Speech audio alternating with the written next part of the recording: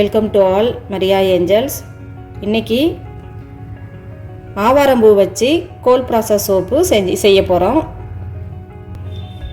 ஆவாரம்பூ வச்சு gold process சோப்பில் இன்றைக்கி செய்யலாம். அதுக்கு என்னென்ன தேவையான பொருள் ஆவாரம்பூ நம்ம டிஎம் வாட்டரில்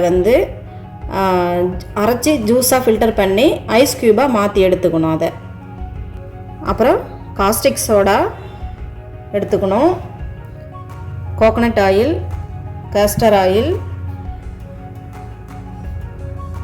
பர்ஃப்யூம், பட்டர் இதெல்லாம் சேர்த்து இன்றைக்கி ஆவாரம்பூ சோப்பு செய்யலாம்.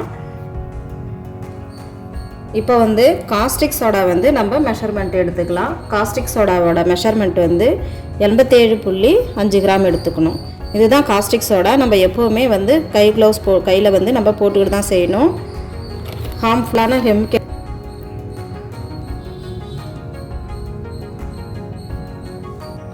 இப்போது 87.5 கிராம் நம்ம காஸ்டிக் சோடா எடுத்துக்கணும். இது பாருங்கள், ஆவாரம்பூ நான் வாட்டருக்கு எந்த அளவு நம்ம வாட்டர் அளவு எவ்வளோ எடுக்கிறோமோ, அதாவது வாட்டர் அளவு 175 கிராம் எடுக்கிறோம். அந்த 175 கிராமுக்கு கொஞ்சம் அதிகமாக கூட்டியே நம்ம என்ன செய்யணும்னா, ஆவாரம்பூவை டிஎம் வாட்டரில் அரைச்சி ஜூஸாக எடுக்கும்போது நம்ம மெஷர்மெண்ட் 175 கிராம் கரெக்டாக எடுத்து ஐஸ் க்யூபாக மாற்றி எடுத்து வச்சுக்கணும். எதுக்கு நம்ம ஐஸ் க்யூபாக இதை மாற்றிக்கிறோம் அப்படின்னா, இதில் உள்ள சத்து நமக்கு முழுமையாக கிடைக்காது. ஏன்னா காஸ்டிக் சோடா நம்ம வாட்டரில் மிக்ஸ் பண்ணும்போது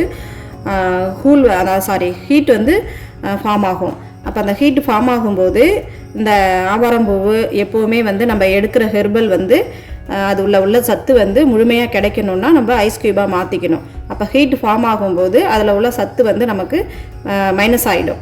அதுக்காக தான் ஐஸ் க்யூபாக மாற்றி நம்ம என்ன செய்யணும்னா, காஸ்டிக் சோடாவை கொஞ்சம் கொஞ்சமாக இதில் சேர்த்து மிக்ஸ் பண்ணணும். இப்போ இதை ஒரு பவுலில் ஐஸ் க்யூபை நான் போட்டுட்டேன். இதில் காஸ்டிக் சோடாவை கொஞ்சம் கொஞ்சமாக சேர்த்து நம்ம மிக்ஸ் பண்ணணும். இது கண்டிப்பாக எல்லாருமே மாஸ்க் போட்டுக்கிட்டு தான் செய்யணும். கை க்ளவுஸ் போடணும். ஏன்னா போடும்போதே இது நெடி ஏறும். ஹீட்டு ப்ராசஸ் ஆகும்போது கண்டிப்பாக இதை எல்லாருமே ஃபாலோ பண்ணணும். இப்போ என்ன செய்யலாம், நம்ம கொஞ்சம் கொஞ்சமாக சேர்த்து இதில் மிக்ஸ் பண்ணிக்கலாம். இப்போது இன்றைக்கி நான் எந்த அளவில் செய்கிறேன் இந்த சோப்புனா, 1/2 kg அளவுக்கு நான் சோப் செய்கிறேன். 1/2 kg 500 கிராம் அளவுக்கு நான் ஆயில் மெஷர்மெண்ட் எடுத்து இன்றைக்கி சோப் செஞ்சிட்ருக்கேன். இப்போ பாருங்கள், ஐஸ் க்யூபும் மெல்ட் ஆகிட்டுருக்கு. நம்ம காஸ்டிக் சோடாவும் நல்லா இதில் கரைஞ்சிட்ருக்கு. ஒரு பீஸ் கூட இருக்கக்கூடாது காஸ்டிக் சோடா. நம்ம ஆயிலில் சேர்க்குறப்ப என்ன செய்யணும்னா, ஃபில்டர் பண்ணி தான் சேர்க்கணும்.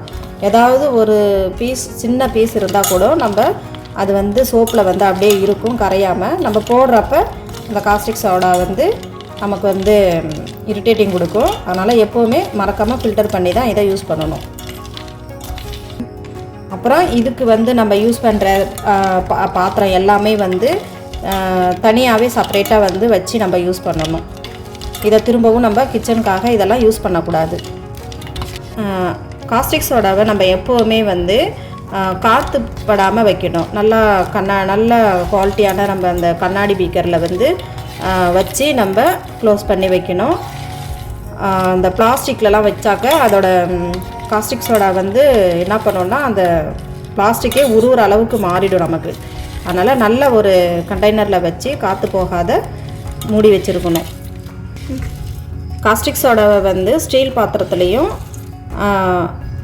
அதே மாதிரி கண்ணாடி இதில் தான் நம்ம வச்சு யூஸ் பண்ணணும். அலுமினியம், பிளாஸ்டிக் டப்பா இதிலெலாம் வச்சு அதாவது காஸ்டிக் சோடாவை யூஸ் பண்ணக்கூடாது.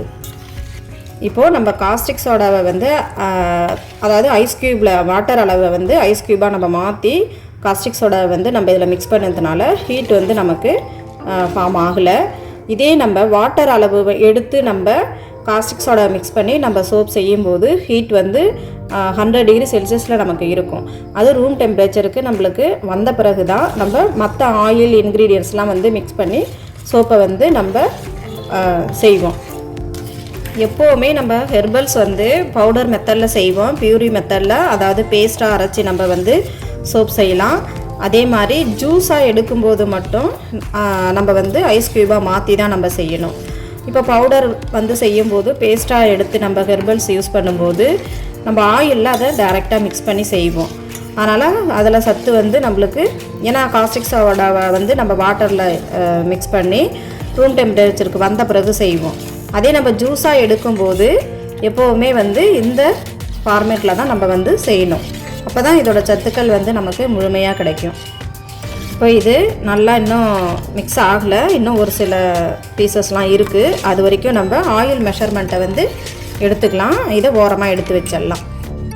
இப்போது ஃபஸ்ட்டு வந்து நம்ம கோகோனட் ஆயில் வந்து 450 ml எடுத்துக்கலாம். நான் 1/2 kg எடுத்துருக்கிறேன் மொத்த ஆயில் மெஷர்மெண்ட்டு. அதில் வந்து கோகோனட் ஆயில் வந்து 450 ml எடுத்துக்கலாம். இப்போது கோகோனட் ஆயில் 450 ml எடுத்தாச்சு. அடுத்தது வந்து காஸ்டர் ஆயில் வந்து 25 ml எடுத்துக்கலாம். 25 கிராம்ஸ், எல்லாமே கிராம்ஸில் தான் நான் எடுத்துகிட்ருக்கேன். இப்போது நெக்ஸ்ட் வந்து பட்டர் வந்து 25 கிராம்ஸ் எடுத்துருக்கோம். இந்த பட்டரை எப்போவுமே வந்து மெல்ட் ஆகக்கூடாது, ஆயிலோடு சேர்த்து நம்ம மிக்ஸ் பண்ணிக்கலாம். பட்டர் வந்து 25 கிராம்ஸ். இந்த பட்டர் வந்து ஆயிலோட நல்லா மிக்ஸ் பண்ணிக்கலாம். எப்போவுமே வந்து மெல்ட் அண்ட் போர் சோப்பை விட கோல்ட் ப்ராசஸ் சோப்பு தான் நம்ம ஸ்கின்னுக்கு வந்து அது. ஆயில் மெஷர்மெண்ட் வந்து எப்போவுமே வந்து மொத்த ஆயில் நம்ம எவ்வளோ எடுக்கிறோமோ அந்த ஆயிலோட மெஷர்மெண்ட் வச்சு, அதுக்கெலாம் ஒரு ஃபார்முலா இருக்குது, அதை வச்சு தான் நம்ம வந்து வாட்டரோட ரேஷியோ எடுக்கணும். அப்புறம் காஸ்டிக் சோடா அளவுலாம் கண்டுபிடிப்போம். அது ரெண்டுக்குமே வந்து ஃபார்முலா வச்சு மொத்த ஆயிலோட அமௌண்ட் எவ்வளோ எடுக்கிறோமோ அதை வச்சு தான் நம்ம வாட்டர் அளவு, காஸ்டிக் சோடா அளவுலாம் மெஷர்மெண்ட் எடுத்து நம்ம வந்து சோப் செய்வோம். நம்ம இஷ்டத்துக்கு நம்ம ஆயில் எடுத்து நம்ம சோப் செய்ய முடியாது. இப்போது அந்த பட்டர் வந்து நான் கொஞ்சம் நல்லா வந்து ஓரளவு ஆயிலோட சேர்த்து நல்லா மிக்ஸ் பண்ணியாச்சு. இன்னும் ஒரு சில பீசஸ்லாம் இருக்குது.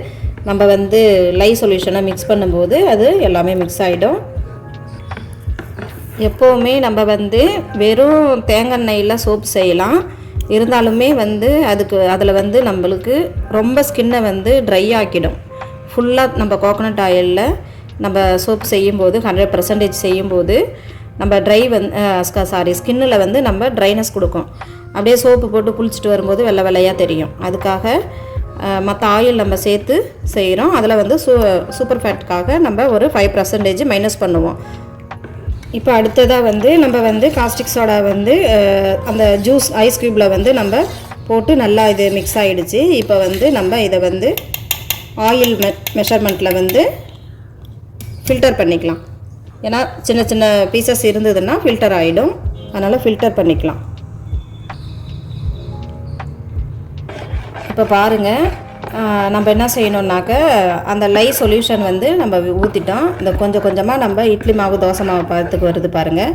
இன்னும் சரியாக வந்து ஸ்ட்ரெச்சர் வந்து இது மாறலை. நல்லா மிக்ஸ் பண்ணணும். ஆயிலெலாம் இன்னும் மேலேயே இருக்குது பாருங்கள், கொஞ்சம் கொஞ்சமாக தான் சேஞ்ச் ஆகுது.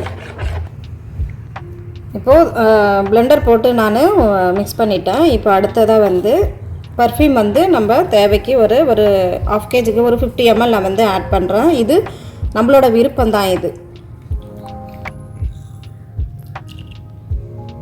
இப்போது நம்ம மோல்டு எடுத்து வச்சுக்கலாம், சிலிக்கான் மோல்டு. அதில் வந்து எப்போவுமே ஐசோப்ரோப் ஆல்கஹால் வந்து ஸ்ப்ரே பண்ணிக்கணும், ஃபங்கஸ்லாம் ஃபார்ம் ஆகாத இருக்கிறதுக்கு. இப்போ வந்து ரொம்ப இது வந்து கெட்டியாயிடுச்சு. இன்னும் கொஞ்சம் இதுக்கு முன்னாடியே இருக்கிற பதத்தில், தோசை மாவு பதத்தில் நம்ம வந்து மோல்டில் வந்து ஊற்றிடணும். தோசை மாவு பதத்துக்கு ஊற்றினோம்னா கரெக்டாக நம்மளுக்கு ஊற்றுறதுக்கு ஈஸியாக இருக்கும். அப்படி இல்லைன்னா நம்ம ஸ்பூனால் எடுத்து தான் நம்ம ஊற்றுற மாதிரி வரும். லைட்டாக அப்படி நம்ம வந்து பபுள்ஸ் ஃபார்ம் ஆகாமல் இருக்கிறதுக்கு இப்படி டேப் பண்ணிக்கலாம். அது மேலே வந்து திரும்பவும் நம்ம ஐசோப்ரோப் ஆல்கஹால் வந்து ஸ்ப்ரே பண்ணிக்கலாம். இதுவும் ஏன் ஸ்ப்ரே பண்ணுறோன்னா, நம்ம அந்த சோடா ஆஷ் வந்து மேலே வந்து வெள்ளை வெள்ளையாக தெரியும். அதுக்காக ஐசோப்ரோப் ஆல்கஹால் வந்து ஸ்ப்ரே பண்ணி விட்டுற வேண்டியது தான். இது வந்து நல்லா செட்டில் ஆன பிறகு ஒரு 2 days வெயிட் பண்ணி நம்ம மோல்டுலேருந்து அன்மோல்ட் பண்ணிக்கலாம். நான் அடுத்தது இந்த சோப்பை வந்து எடுத்து நான் ஒரு நெக்ஸ்ட் வீடியோவில் எடுத்து காமிக்கிறேன். இந்த வீடியோ வந்து யூஸ்ஃபுல்லாக இருந்ததுன்னா லைக் பண்ணுங்கள், ஷேர் பண்ணுங்கள், கமெண்ட் பண்ணுங்கள், சப்ஸ்கிரைப் பண்ணுங்கள்.